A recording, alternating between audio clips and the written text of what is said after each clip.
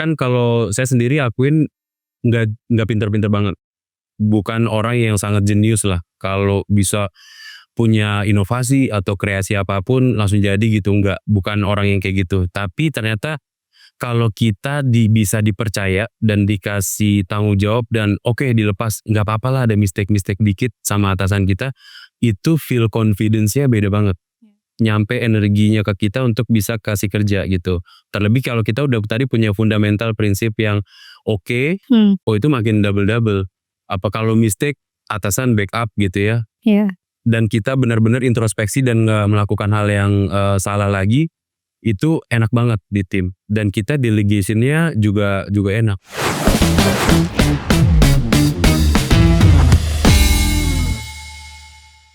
Halo Yaters, selamat datang lagi di Muda Sukses Podcast. Hari ini kita kedatangan Mas Hutomo Hadi Saputro. Thank you Mas Tomo, ya akrabnya disapa Mas Tomo. Mas Tomo ini merupakan CEO dari Juara Gadai. Apa kabar Mas Tomo? Alhamdulillah sehat, baik. Yuni gimana? Aku juga excited hari ini, seneng karena ternyata Mas Tomo ini alumni dari YOTCA juga. Iya betul. Ya, akhir-akhir ini kita kedatangan alumni dari YOTCA. 12 tahun lalu ya, 12 tahun lalu sih itu. Wah itu ketahuan dong berarti umurnya kira-kira Mas Tomo. Beda 12 tahun lah dari saya. Ya, oke. Mas Tomo mau nanya dong, kan Mas Tomo sekarang tuh berarti udah di level eksekutif, udah pasti sibuk banget, meeting, tanggung jawab juga makin gede di pundak ini gitu. Oh tapi Mas Tomo masih sempet gak ngelakuin hobi atau apapun gitu, hal-hal yang Mas Tomo bisa anggap itu tuh me time-nya Mas Tomo? Alhamdulillahnya sih masih bisa. Kita dulu waktu masih kuliah kan mikir posisi top management, eksekutif, the highest executive level tuh oke sibuk banget gitu. Ternyata ujung-ujungnya balik lagi time management itu per individu bisa ngatur sendiri. Makanya kalau kita bisa manage waktu, terus tugas-tugas pekerjaan kita sehari-hari gimana dan bisa delegasinya ke tim itu dengan baik, harusnya selalu ada waktu gitu. Apalagi sekarang udah ada keluarga ya, anak sama istri tuh kalau kita habis maghrib masih main handphone dan berurusan sama kerja, wah itu ngomel. Kayak nggak ada keluarga aja di komennya begitu. Kan gitu, jadi yang paling galak tuh udah pasti anak tuh biasanya nih. Iya benar. Karena aku ngelihat story bapak-bapak yang udah berkarir, papa kok nggak pulang-pulang, papa gitu. Jadi anaknya tuh bener-bener galak gitu. Nah ini kayaknya salah satu korban kegalakan seorang anak. Karunia itu jadi karunia, jadi berkahnya begitu gitu. Oke. Biasanya Mas Tomo kalau ngelakuin hobi tuh di pagi-pagi kah? Tapi hobinya apa? Kalau hobi sebenarnya bola. Dari dulu tuh bola, dari zaman sekolah tuh bola lah, futsal, sepak bola lapangan gede. Cuman kan makin kesini kita kerja, ngumpulin teman-teman main bola susah, ngatur waktu kesibukannya. Nah jadi sekarang ngisi waktunya adalah ya game, ya PS sudah pastilah, PlayStation itu main FIFA, ngisi waktu sendiri biasanya malam menjelang mau tidur banget atau pagi banget tuh sebelum biasanya weekend. Nah sekarang juga ditambah ada harus olahraganya karena udah umur 30-an nih, 30-an awal mikirnya kita buat long term apalagi buat keluarga yang mau sehat. Jadinya isi nge-gym nih pagi-pagi sama ya sekarang lagi rame ya padel ya bareng teman-teman setiap weekend gitu. Oke, berarti nge-gym tuh karena emang udah punya kesadaran aja investasi di kesehatan ini penting gitu ya? Betul. Tapi memang udah kerasa juga sih kayak pas di 30 tuh kita mau ngapainnya udah pegel-pegel, ngapain sendiri pegel. Oh jadi kayaknya yang harus diimbangin obatnya sih olahraga gitu. Tapi kalau kayak makan gitu, Mas Tomo aware juga atau kayak ya udahlah yang penting olahraga nih? Ternyata itu juga kalau makan memang obat stresnya saya gitu. Dari dulu jadi kalau stres larinya ke makan. Nah makanya emang harus diimbangin juga harus diforsirnya ke olahraga juga gitu. Kalau makan sekarang karena olahraganya ada, ya udahlah makan tetap jalan gitu sesuai nafsunya gitu. Biasanya suka nasi padang atau apa ya tetap kita jas aja lah. Yang penting tetap ada aktivitas fisik. Benar.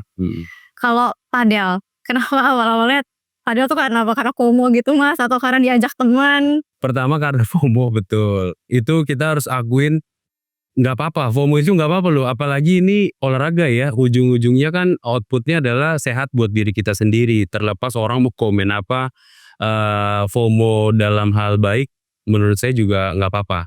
Nah terus abis itu dijalanin sekali 2 kali, oh ternyata fun, ketemulah fun-nya, game-nya, competitiveness-nya, terus networking karena setiap weekend kan selalu rolling tuh, kita kan udah join ke Reclub ya, ada aplikasi itu yang join itu awal kita cuma berempat misalnya, next bisa berdelapan orang baru lagi, nextnya bisa ketemu lagi 12 orang yang baru lagi, jadi networkingnya selalu expand setiap weekend. Nah ini yang jadi ternyata bisa nambah dan tukar insights, tukar relasi dan mungkin bisa jadi opportunity di kemudian hari gitu. Iya, jadi nambah teman baru Bener, dari situ. Nah bener. tapi 4 orang pertama teman-temannya Mas Tomo atau ya ada di klub juga? Teman-teman ya memang partner di bisnis dan juga memang teman-teman ya di profesional sih gitu, di Toko Parts sama Juara Gadai. Ada nggak Mas kayak pengalaman di hidup Mas Tomo yang ngomongin soal networking itu ya? Ada nggak pengalamannya yang karena temenan kayak atau karena pernah ketemu di mana gitu akhirnya jadi ngebawa keuntungan quote unquote buat karirnya Mas Tomo? Kebetulan ketemu ya, enggak, tapi dipertemukannya karena memang urusan profesional kerjaan, klien lah, dari klien. Jadi awal karir ini kan berangkat dari magang pernah di Net TV gitu ya, di dunia kreatif ya. Ini mungkin langsung nyambung ini aja ya, saya ceritain dari kuliah ya. Boleh.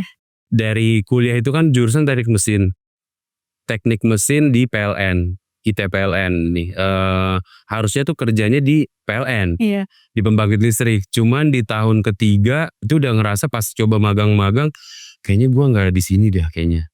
Secara feel tuh, secara passion kayaknya nggak di sini. Nah ketemulah temen Tio ya namanya, di Kastol ada program UCA yang untuk kampus ambassador gitu. Ya udah join. Di situ baru terbuka, oh ternyata ada dunia kerja, lu bisa nggak sesuai jurusan lu tuh bisa kerja di bidang itu gitu. Nah ketemu lo mentor-mentor yang top banget, Mas Billy, Mas Ricky gitu ya, Mas Gunawan. Nah itu terbuka, kita punya waktu mentoring, ketemu dan saling sharing tuh pengalamannya, jadinya mau coba. Makanya beraniin diri, setelah lulus malah lompat ke Net TV, dunia kreatif tuh, broadcast kan, multimedia terus. Oh di situ kayaknya kurang, multimedia enggak terlalu, jam kerjanya parah banget gitu. Baru lompat lagi ke dunia bisnis consulting. Magang juga dari awal. Nah di sini baru ngerasa kayak cocok nih. Belajarin senior-senior yang ada di sana, dipepet terus, kita belajar apa yang mereka kerjain. Nah alhamdulillahnya cocok, suka sampai hampir 5 tahun di situ. Nah ketemulah satu klien ya Mitsubishi ya, saya sebut ini kan udah lama nggak apa-apa, udah 8 tahun yang lalu, yang ujungnya ternyata jadi pembuka jalan baru, dia yang akhirnya ngasih peluang, di hire lah kita di saya di Toko Parts, anak perusahaannya Mitsubishi Corporation Group di 2020. Jadi studi kelayakan yang mereka minta waktu itu ke kita sebagai vendor ya, sebagai konsultan di bidang otomotif, akhirnya disetujui itu di Tokyo. Nah karena klien ini kita kan cukup intens komunikasi saat itu 2018, merasa kayak cocok, sama si Tomo kayak cocok nih yang Jepang ini, yang klienku ini cocok, ya udah diajak 2020 akhirnya join Toko Parts. Itu dari cuman ya konsultan lah, mungkin levelnya waktu itu masih kan? manajer, sekarang jadi udah direktur, langsung lompat. Oh jadi pas waktu itu jadi manajer terus di hire-nya udah langsung untuk posisi si level itu. Direktur, betul, CEO itu ya. betul, di Toko Parts itu jadi saya bisa bilang namanya Kose Tamaki sih, itu sangat gap kita 20 tahun. 20 tahun dia lebih tua dariku. Nyambung. Itu dia udah kayak mentor, bos, udah sekalian leader. Jadi benar-benar bisa ngayomin juga. Jadi untuk ngisi posisi itu lumayan cukup nyaman. Karena ada dia yang backup juga gitu.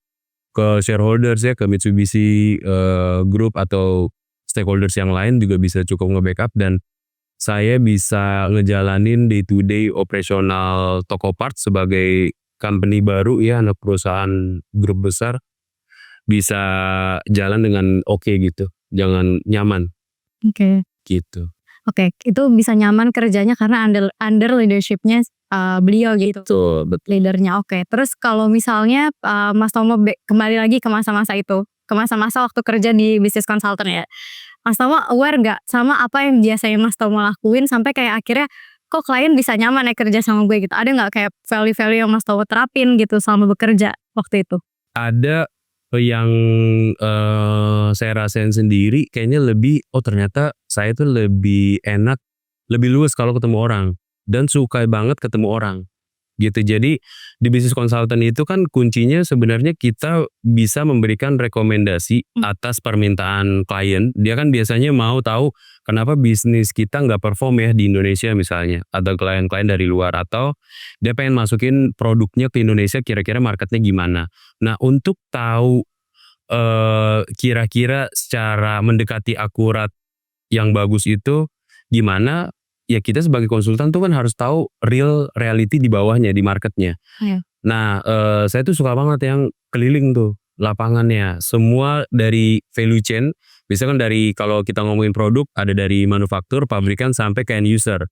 Nah semua lini stakeholders di value chain ini tuh saya suka ajak ngobrol, Oke. temuin, walaupun ini seringnya di luar skop permintaan klien. Misal permintaan klien sebenarnya lu ketemu 10 aja udah cukup. Iya. Nah saya suka nambahin sendirilah 20, 30 untuk ketemu, meyakini sendiri sebenarnya bener gak hipotesisnya supaya rekomendasinya tuh valid dan bisa digunain klien.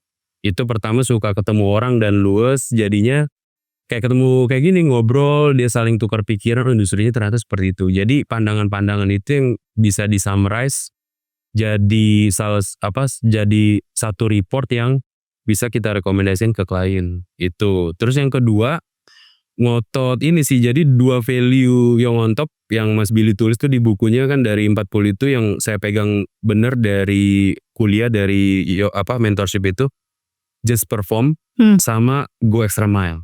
Iya. 2 itu yang saya pakai sejak magang tuh, 2 saya pakai terus itu. Udahlah kalau atasan kita lagi mau kerja nih, dia nyuruhnya apa, kerjain dulu.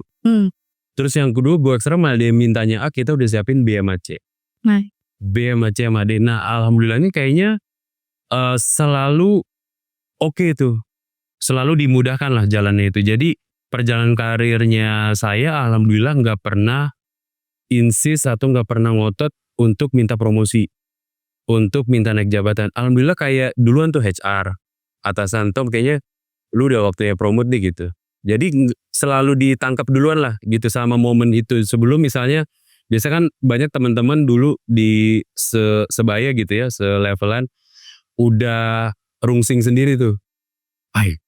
Males bu di sini udah lama banget begini, gini-gini aja gitu, nggak naik-naik gitu-gitu. Tapi muka pas dilihat dengan effortnya, ya memang nggak ngeluarin seutuhnya gitu, kelihatan. Tapi dia pengen udah ngedemand lebih gitu. Tapi kalau Mas Tomo, nerapin extra mile gitu, apa waktu itu yang ada di pikiran Mas Tomo kayak, ya udahlah lakuin aja, karena Mas Tomo emang orangnya tuh kepo, suka nge-explore, atau kayak pengen nampilin yang di luar ekspektasinya si atasan? Karena pertama udah suka dulu bidangnya tuh, bisnis consulting. Waktu magang kan udah kelihatan, oh ini mah dari kantoran, pakai baju kantoran kan, kemeja, celana bahan gitu-gitu ya, di tengah pusat kota Jakarta nih kerjanya, terus ketemu orang, kayaknya cukup oke nih gitu kerjaan. Nah karena udah suka ngelihat tuh atasan-atasan cara kerjanya gimana. Waktu magang sebenarnya nggak ada kewajiban untuk kita lembur. Ya. Dan memang nggak ada kewajiban untuk kita bikin report kan buat klien kan, karena tugas kita adalah nyari data waktu itu. Cuman sekedar secondary lah, bantuin konsultan yang udah permanen di situ untuk bikin report. Nah tapi saya tuh aktif sendiri, inisiatif sendiri, teman-teman yang lain udah pulang, magang, ya senior-senior kan pada stay tuh, biasa konsultan bisa sampai late night, bisa sampai jam 2 pagi baru pulang. Nah itu sengaja udah duduk, Kak kira-kira apaan aja nih yang Tomo bisa bantu gitu. Udah diliatin gitu-gitu, bukan cari muka ya, maksudnya ini beda, tapi bener-bener pengen belajar. Betul, akhirnya alhamdulillah dikasih udah kerjain nih 1-2 slide gitu, yang lu cari datanya kemarin gitu. Kerjain walaupun salah-salah. Nah alhamdulillahnya kayaknya momen itu jadi pembuka jalan ini juga bisa bertindak jadi mentor juga. Dia juga kasih tahu salahnya di mana. Pas udah ngerjain berjam-jam itu sampai malam coba ngeliatin, oh ini dikasih tahu salahnya di mana. Jadi kita tahu koreksinya apa yang harus diperbaiki. Udah dilakuin itu, ternyata feedbacknya positif gitu. Ya udah akhirnya diangkat dari magang diangkat jadi karyawan di sana. Pelan-pelan sampai akhirnya konsultan, ya ketemulah klien-klien itu. Dan lebih spesifik lagi kan di konsultan itu dibagi industrinya. Ada yang expert di financial, ada yang expert di hospitality, F&B atau industrial manufaktur. Nah, aku suka banget di otomotif. Jadinya udah setelah itu tuh fokus semua klien industri otomotif Tomo yang pegang gitu. Aku yang pegang gitu. Jadi udah makin ngedalamin, ya udah ketemulah. Makin ngedalamin karena diawalinnya sama sukanya dulu gitu. Akhirnya pas kerja enjoy terus kelihatan hasilnya juga bagus. Oke. Tapi kalau misalnya nih case-nya adalah dia sebenarnya masih ngulik gitu. Kayak balik lagi ke Mas Tomo waktu di net gitu. Kan itu proses ngulik kan Mas. Tapi gimana waktu ngulik itu juga tetap bisa perform kalau Mas Tomo bisa kasih suggestion ke anak-anak muda? Nah itu makanya harus dipegang sebagai prinsip kita nih, fundamental diri kita kan, kita juga ujung-ujungnya ngebangun personal branding kan. Kita nggak boleh walaupun kita kayak nggak suka, misalnya disuruh orang tua nggak suka nih, suruh beliin beras gitu ke warung, tapi kan tetap kita harus lakukan dengan sepenuh hati sampai itu balik beneran sesuai instruksinya kan. Jadi itu harus tetap dilakukan karena balik lagi personal branding. Saya masih pegang banget omongannya Panji Pragiwaksono tuh yang di show-nya dia. Mansrea, bukan? Oh yang 10 tahun lalu tuh. Yang juru bicara atau yang Pragiwaksono yang 5 menit sangat berpengaruh. Jadi yang ceritanya dia sendiri yang dia di radio di Bandung, orang jarang dengar.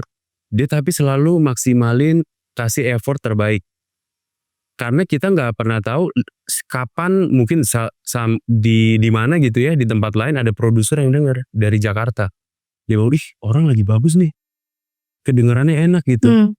Nah karena di situ turning point-nya Panji ya, kalau dari ceritanya Panji akhirnya dia bisa ke Jakarta dari cuman sekedar radio di Bandung saat itu. Nah itu yang memang harus dipegang juga. Ya udah lu kalau tempat kerjanya gimana atau apa, kalau emang udah ditugasin di situ, selama belum keluar atau belum ya harus kasih maksimal gitu. Itu harus diabaikan ininya tuh, feel nggak sukanya, kita mau nyari tetap harus beres tapi kerjaan gitu.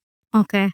Itu kan kalau di kerjaan, di magang gitu, maksudnya di industri yang profesional Mas Tomo tuh bijaksana banget gitu. Tapi kalau balik ke masa-masa dulu sekolah Mas Tomo tuh tipe yang rebel nggak? Atau Mas Tomo yang emang disiplin gitu dari dulunya? Mungkin ya, nah ini tadi akhirnya keluar juga tuh kata bijaksana gitu-gitu ya. Ini karena termasuk yang orang Mitsubishi yang klien saya itu juga kaget waktu hire saya. Dia kaget umur saya waktu itu untuk posisi COO masih 27. Dia bilang dia kira umurnya udah mendekati 40. Karena dari cara ngobrolnya, cara present, kok gue gak kelihatan lu kayak berani banget gitu. Sementara orang-orang Jepang expat di sini selalu ngelihat orang-orang Indo gitu ya, selalu kayak bicara manis, dia bilang. Membungkukkan badannya benar-benar ya apa kata yang Jepang-Jepang ini selalu oke juga. Padahal dia pengen juga di challenge gitu.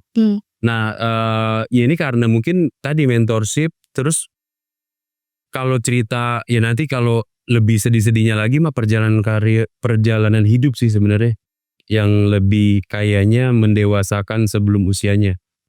Kalau aku ngerasain karena sejak SMP tuh kebetulan orang tua pisah 3 SMP. Nah sejak itu tuh kan ibu single parent tuh, sebagai anak pertama punya 2 adik cowok-cowok. Mau masuk SMA di Jakarta waktu itu masih bayar iuran. Bingung tuh sekolah lanjut apa enggak gitu-gitu. Orang tua, ibu fight lah. Kita nggak tahu caranya gimana. Akhirnya alhamdulillah dapat dari saudara jauh mau biayain. Yang penting nilainya jangan di bawah 7,5 lah raportnya gitu. Sampai ke kuliah dia bilang intinya cuman titip nanti kalau udah kerja bantu mama bantu adik-adik gitu. Nah sejak itu tuh kayak mau gak mau nih udah harus jadi kepala keluarga sendiri di rumah itu. Iya. Umurnya masih 15 waktu itu, 14-15 tahun. Nah itu kayaknya mendewasakan, nge-skip yang di umuran saat itu mungkin masih main-main gitu. Jadinya, oh ini kayaknya yang ngerasain waktu ngobrol sama yang lain-lain kayaknya itu sih benang merahnya di situ. Jadinya banyak waktu yang teman-teman seumuran rasain bisa jalan-jalan, main-main kemana gitu-gitu, itu ke-skip. Dan waktu awal karir tuh baru kerasa tuh. Nah justru pergejolakan konflik batinnya di awal-awal kerja. Yang waktu intern atau? Waktu intern dan udah mulai diangkat tuh. Oke. Itu kan udah terima gaji gitu-gitu, baru terima duit gitu ya. Itu kerasa anjir teman-teman di level yang sama dapat gaji bisa jalan dia.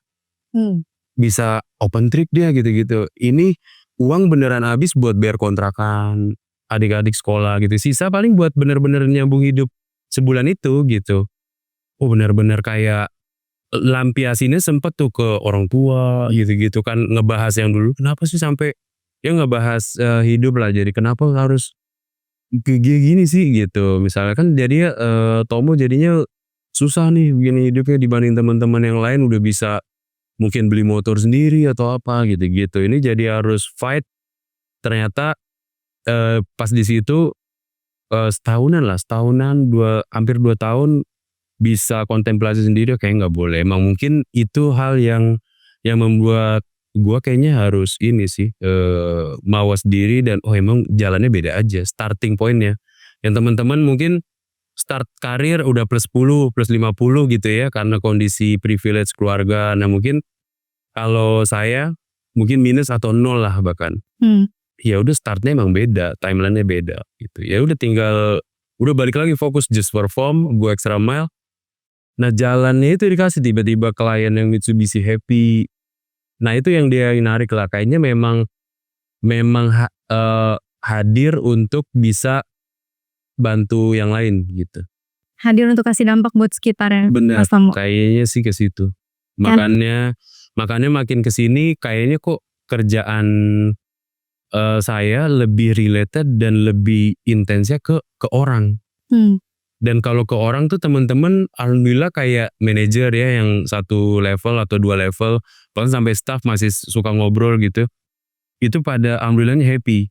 Nah nggak tahu sih, nggak tahu yang menentu mereka Pasti kalau di belakang tapi kayaknya masih keep contact gitu ya, yang masih di toko parts masih keep in touch gitu, selalu update progresnya gimana atau tukar pikiran kira-kira mau gimana gitu. Itu border itu saya buka gitu. Karena saya pengen waktu awal karir ngelihat, gue gak mau jadi atasan yang ada gap kayak gitu.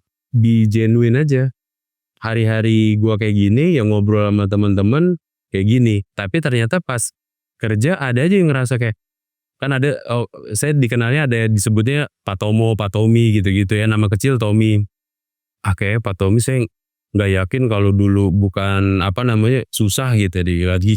Kayak karena emang image orang di level itu kebanyakan punya privilege. Iya. Berangkatnya kuliahnya di luar atau kuliahnya bagus gitu-gitu. Masih muda jadi selevel udah pasti nih backup-annya kenceng nih gitu-gitu selalu ya. gitu, tapi itu dipatahin kok kalau ngomongin kehidupan sehari-hari yang ibaratnya kayak lu baru bisa nemuin itu di gang atau di rumah-rumah kampung, kok relate ini orang gitu baru emang sih gitu, baru gitu. Emang alumni sih kebetulan. Oke. Tuh. Tapi Mas Tomo ngerasain gak jadi leader yang bisa di approach sama timnya kapan aja tuh ngaruh ke performa timnya? Iya, sangat berasa. Karena ternyata kan kalau saya sendiri akuin nggak pinter-pinter banget. Bukan orang yang sangat jenius lah. Kalau bisa punya inovasi atau kreasi apapun langsung jadi gitu, bukan orang yang kayak gitu. Tapi ternyata kalau kita bisa dipercaya dan dikasih tanggung jawab dan oke dilepas, nggak apa-apa lah ada mistake dikit sama atasan kita, itu feel confidence-nya beda banget. Nyampe energinya ke kita untuk bisa kasih kerja gitu. Terlebih kalau kita udah tadi punya fundamental prinsip yang oke, itu makin double. Apa kalau mistake atasan backup gitu ya. Iya. Dan kita benar-benar introspeksi dan nggak melakukan hal yang salah lagi, itu enak banget di tim dan kita delegation-nya juga enak. Dan teman-teman karena tadi mungkin karena nempel banget yang Young on Top Campus Ambassador sih ya, 1 tahun mentorship dan cara mentorship itu apply tuh. Saya juga pakai itu ke teman-teman di level manager, ke staff. Ya kalau dia nggak tahu, saya kasih tahu, bukan yang kayak udah gue nggak mau tahu pokoknya besok harus beres, bukan gitu. Justru duduk bareng. Nah yang paling aneh malah ada yang bilang aneh tapi menurut saya kayak nggak apa-apa gitu. Setiap meeting kan harusnya kayak weekly atau monthly. Kalau si level harusnya yang nuntut kenapa ini nggak beres gitu, kenapa ini belum selesai gitu. Nah malah selalu di forum itu justru kayak pengen tahu apa yang susahnya nih, kenapa progres. Jadi karena pengen jadi tahu progresnya, kita jadi cari solusi bareng-bareng di setiap weekly atau monthly meeting sama teman-teman manager gitu. Bukan yang kayak wah nggak mau tahu pokoknya tinggal update aja, tinggal nunggu update aja, enggak. Style yang kayak gini Mas Tomo pelajarin atau dari leader sebelumnya gitu, atau ya ini prinsip yang Mas Tomo bangun sendiri? Kayaknya bukan dipelajarin, tapi kayaknya udah perjalanan hidup dan karir sih kayaknya. Dan itu udah nempel di karakter, oh emang pembawaan diri gue sih kayak gini ya gitu. Mau coba niru-niru, kayaknya keren juga sih, cool juga tuh leader yang model ngomong begitu. Tapi mau nyoba nggak cocok gitu. Emang gayanya sih casual, santai, approachable. Sering juga kalau kita misalkan ada tim kita gaya lebih oke gitu ya dibanding kita sendiri. Yang disangka bosnya bukan saya mungkin. Itu Maksud kan gaya tuh as in stylenya? iya stylenya, gaya berpakaian mungkin kelihatan dari orangnya gitu. Kayak bukan saya gitu. Pernah gitu. Itu beberapa kali lah. Tapi ya udah ya justru enaknya di situ sih kalau jadi diri sendiri, jadi leader tuh. Ngomongin soal masa lalu nih Mas Tomo. Kan dulu waktu kuliah Mas Tomo sempat kayak gabung komunitas gitu gak sih? Terus kalau iya menurut Mas Tomo penting gak gabung komunitas buat anak-anak muda? Pernah, salah satunya Young on Top. Tapi di internal kampus itu juga kayaknya perlu ikut organisasi internal kampus kayak himpunan atau BEM lah paling ultimate-nya. Cuman himpunan menurutku juga udah cukup. Tapi kalau nilai plus kalau kita bisa aktif di external organization. Ya kebetulan kalau aku ya di Young on Top. Sama kalau sebelum Young on Top tuh ada sebenarnya kalau mau diceritain nggak tahu malu atau enggak karena sekarang jadi meme terus tuh MLM. Karena ya tadi triggernya pengen support kan rumah tangga, orang tua gitu ya, adik-adik. Secara financial. Ya udahlah, tapi ternyata kayaknya selama setahun di MLM itu kayak ngebuat oh ini cara approach orang ya gitu. Oh ini cara present ya, cara influence orang ya gitu. Jadi kayak kita dipaksa di waktu itu umur masih bocah lah, umur 2 tahun kuliah gitu ya, gabung MLM, dipaksa ngomong di hadapan 50 prospek. Bayangin itu umur segitu untuk Dan jelasin. saya lebih tua. Bener gimana bikin itu relate kan. Oh itu ternyata kayaknya keberanian jadinya. Itu muncul di MLM itu, cara influence gitu-gitu, teknik-teknik itu secara nggak langsung kayaknya kepake waktu di business consulting. Waktu kita harus ketemu banyak stakeholders. Gitu. Jadi kayaknya external organization, komunitas penting untuk kita bisa adaptasi. Oh gimana sih cara kerja nanti di dunia kerja tuh gimana? Karena kita nggak bisa cuman per individu sendiri. Kita harus pasti ada hubungan nanti antar divisi dan itu ujungnya antar divisi apa? Komunikasi. Komunikasi itu kan bukan sendiri, pasti ada 2 orang minimal. Betul. Terus kelihatan juga ya kayak employee atau karyawan yang dia tuh dulunya gabung ke organisasi atau komunitas sama yang enggak sama sekali. Betul. Dan juga menjadi nilai penting ketika kita mau rekrut. Biasanya kalau dari CV kan kelihatan pengalaman organisasinya apa aja atau nol. Nah itu kelihatan dari cara jawab dan kayak wawasan luar yang dia punya lebih limited dibanding orang yang aktif. Yang aktif mungkin ya tadi nggak pintar-pintar banget secara GPA mungkin 3 something, nggak nyampe 3,5 tapi kayak dia lebih fleksibel deh. Kemana-mana dia luas kemana yang dia tahu lebih banyak lah.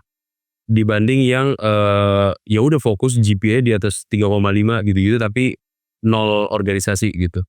mendingan kura-kura berarti. Kuliah rapat, kuliah rapat daripada kupu-kupu. Oke. Terus Mas Tomo sepanjang karir sampai sekarang Mas Tomo punya mentor gak? Punya, dan Siapa? masih relate masih attach juga di Young on Top ya kayaknya, masih nempel-nempel di Young on Top, Mas Riki Setiawan ya yang masih aktif komunikasi.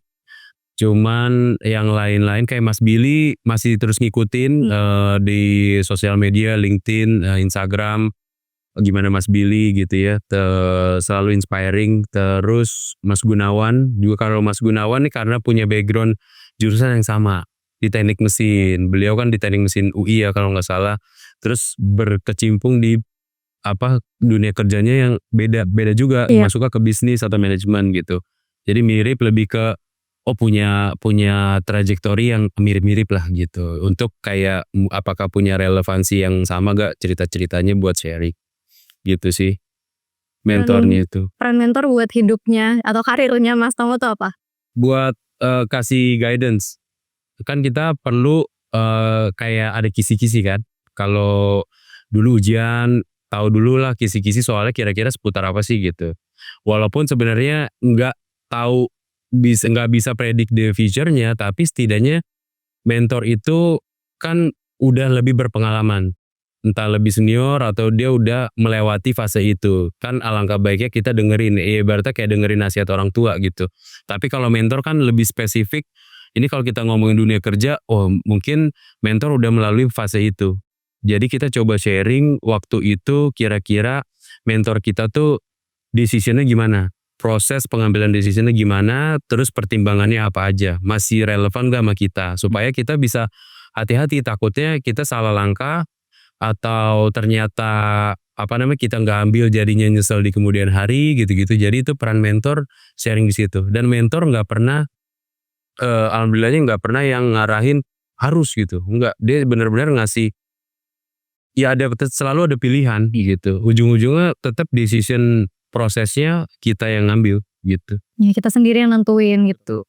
Tapi Mas Tomo bener-bener sampai nanyain terkait ngambil keputusan terima nggak ya kerja di sini gitu. Iya betul, Sampai kebetulan itu sedetail pengalaman itu. pribadi sama Mas Riki, selalu ngajak one on one. Mas Riki, ada waktu gak mau ngopi-ngopi gak gitu, ini kebetulan ada tawaran nih dari Mitsubishi, ex client waktu itu 2020 ya, tapi posisinya langsung naik banget gitu, direktur operation gitu. Ini kayaknya sangat jamnya lumayan gitu, umur 27.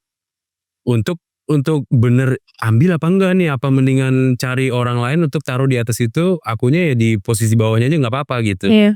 Ya udah, lebih ke situ. Mas Riki kasih gambaran yang aku pegang waktu itu. Mas Riki kasih note, jadi yang leader atau leader muda pegang ya 4I tuh, dia bilang 4I, masih ingat sampai sekarang. Yang pertama, kita harus bisa kasih insights ke sekitar, apalagi ke tim. Yang kedua,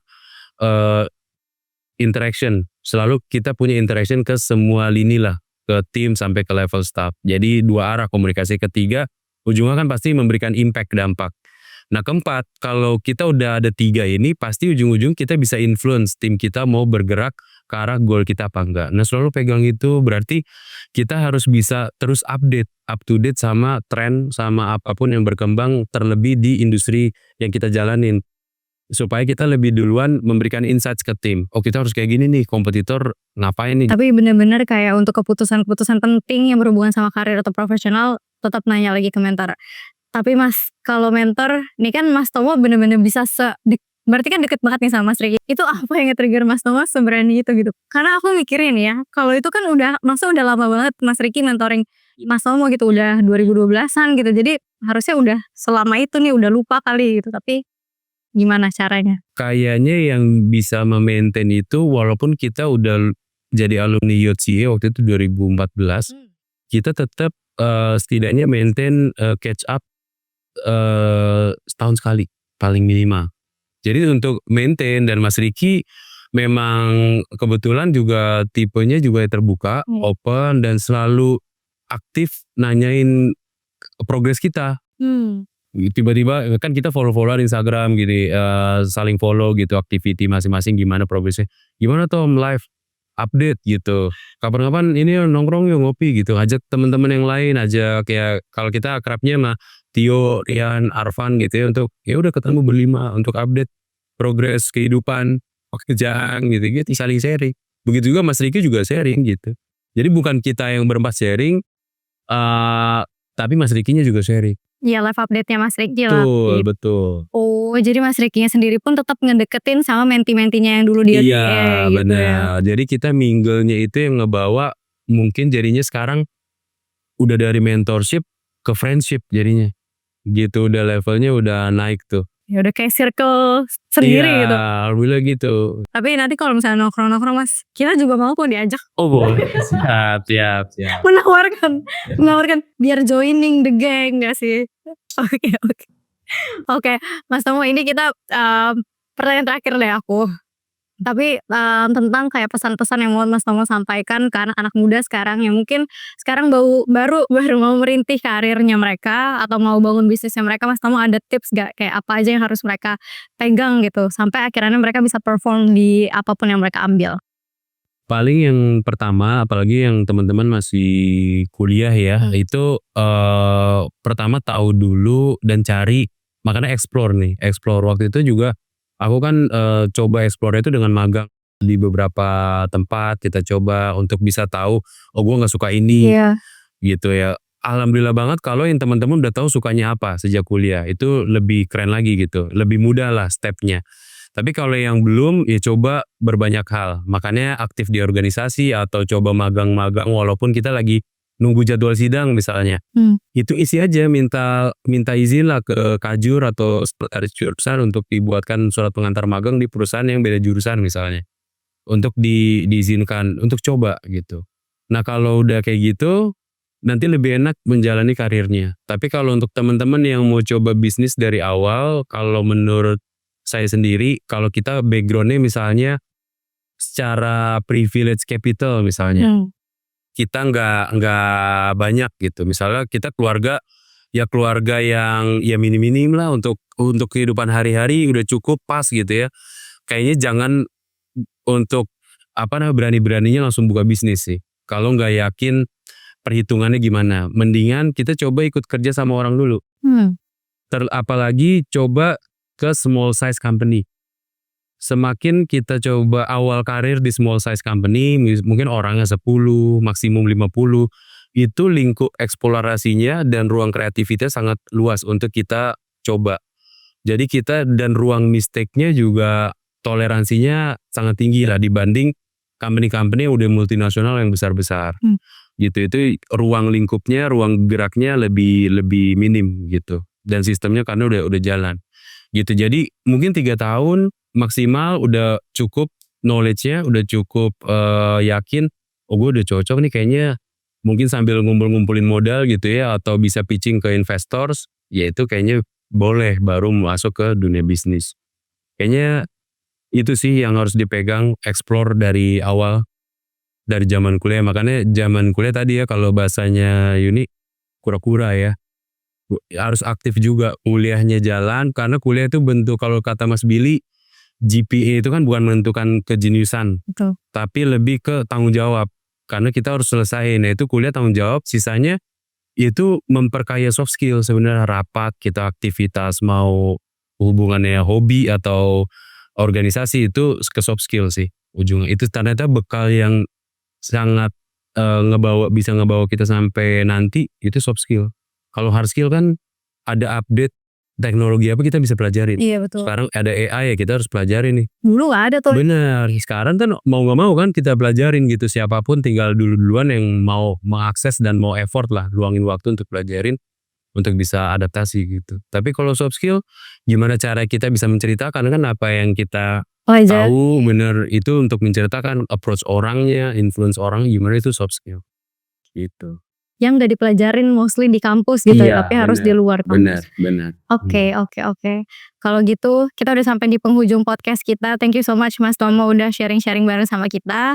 Sampai ketemu lagi Yoters di episode selanjutnya. Jangan lupa dengerin episode lainnya di YouTube Yang On Top ataupun di Spotify Yang On Top.